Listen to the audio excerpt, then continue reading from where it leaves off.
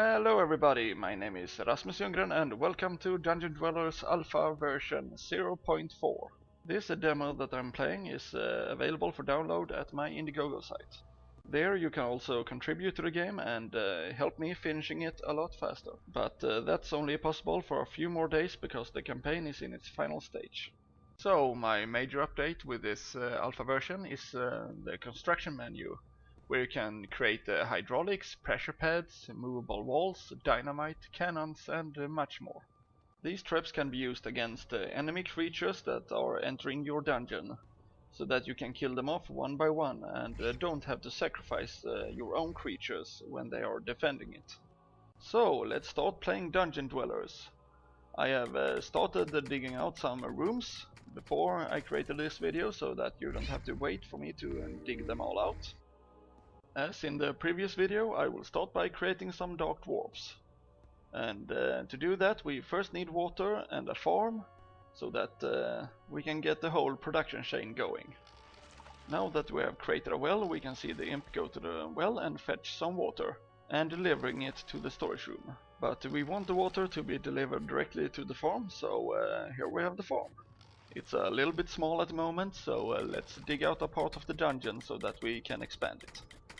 So now when we have the farm ready, we can see the imps deliver water to the farm and water the seed, and the wheat will grow so that the imps can harvest it.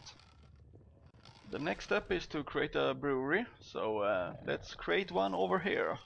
It should be enough to have a brewery that is 3x3 in size, so that one tank will get created. To create beer we will need both wheat and water, so let's create a well over here, so that the imps don't have to run so far. And here we see the imps delivering wheat and water to the brewery and fetching the beer. Now that we have enough beer to create the dark dwarfs, let's enter the items menu. Here you can choose between different items that you want to feed the dark mother with. So let's drag this slider under the beer item to command the imps to feed the dark mother with the beer. And here we see the imp come running with the bear to feed the dark mother. If we enter the dark mother menu, we will see all the items that she has eaten. So we have 2 bears, 2 coals and 21 dirt. And just below we can see all the creatures that are available for construction.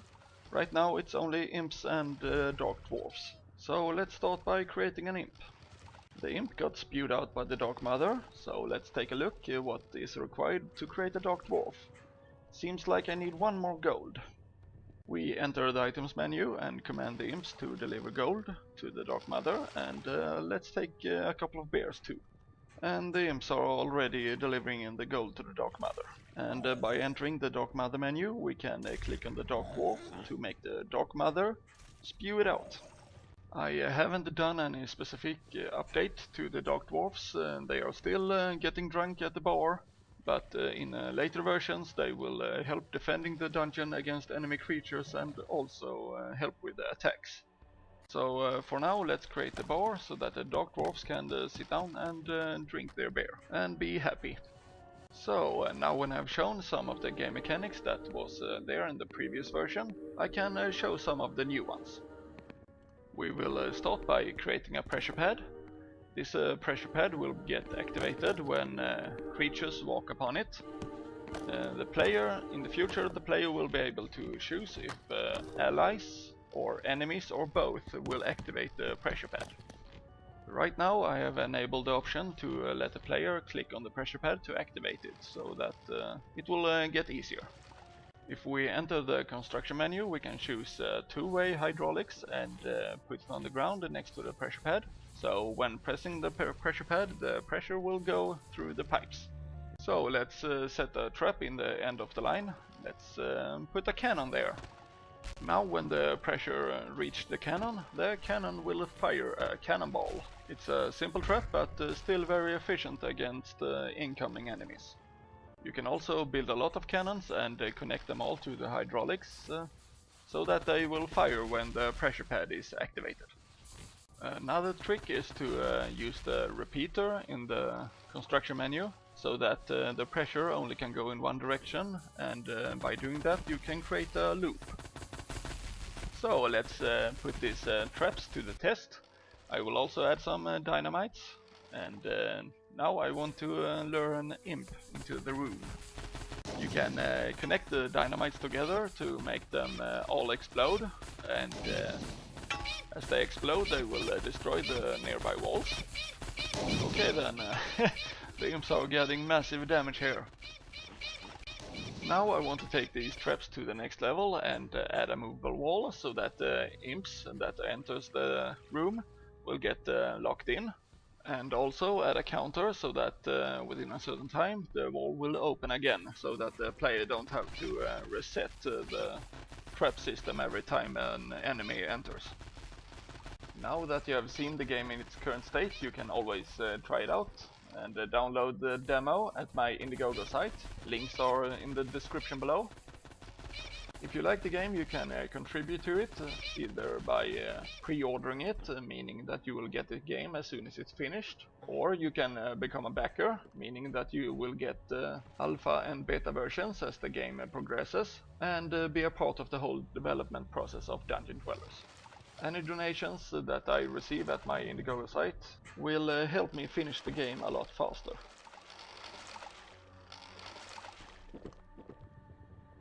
Hi, my name is Rasmus-dev and I'm the developer behind Dungeon Dwellers. I wanted to make this video because I wanted you guys to get to know me a little bit better and the game I'm about to create or creating. So, Dungeon Dwellers. It's a game that is mostly inspired by Dungeon Keepers and the Settlers. As a Dungeon Keeper has some really great game mechanics, like the whole digging out dungeons and digging out rooms and creating rooms, and having creatures that are dependent on the rooms, like for food, training and so on. It's a game that really brings forth the player's creativity, and I really love those kinds of games.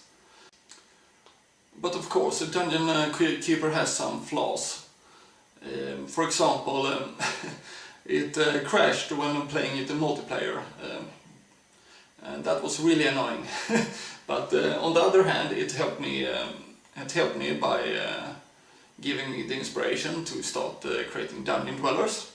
At first I just did it as a hobby, but after a month I started to showing off what I have done for some of my friends, and my friends, they recommended that I launched the campaign on Indiegogo, where I am right now. I haven't been able to reach my goal, and I don't think I will. It's about 5 or 4 days left of the campaign when I speak right now, and I've only reached about 7% of the fundings. But anyway, I'm still glad because I have never got so much attention from a game that I have received by creating this game.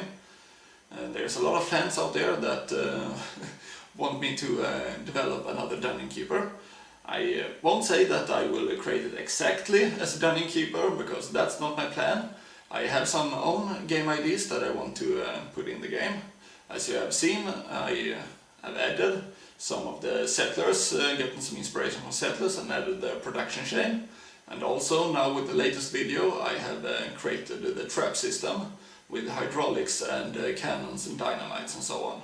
So I will keep expanding on those two as well. I also wanted to talk about the battle system. That's something I haven't talked about yet or have included in my demos, so that's something I should really talk about. I want the player to have a lot more control over their fight combat that he had in Dungeon Keeper. When attacking an opponent in Dungeon Keeper, it was more like, okay, there's an enemy, let's go forth and hack him with my sword or something like that. Instead, I want the player to be able to organize his troops, put certain creature types in front and certain creature types in back, and some on the flank. So, before entering a battle and have organized the creatures in specific order, you can, and the enemy approaches, you can put, let's say, the Dark Dwarfs in the front because they are an excellent tank. They will be able to do a lot of sweeping attacks and can take a lot of damage.